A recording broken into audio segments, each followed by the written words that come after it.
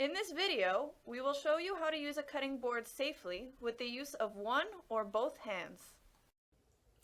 The stability of the cutting board and of the item you are cutting is essential to prevent injury. Many types of cutting boards exist on the market.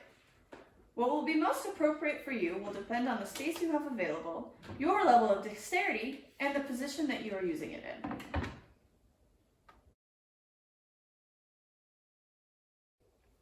Before you start, make sure your knives are all well sharpened and that your workspace is clear. To avoid extra cleaning, organize your tasks and complete them one at a time, such as washing all of the fruits and vegetables before starting to cut, or grouping all items together to avoid unnecessary trips.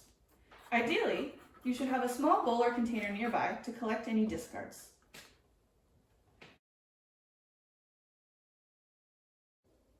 It is important that the food you are cutting isn't able to slip while you are cutting or peeling them.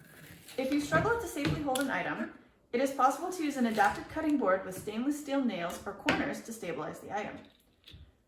There are many types of adapted knives that exist, such as a rocker knife that facilitates cutting food with the use of only one hand.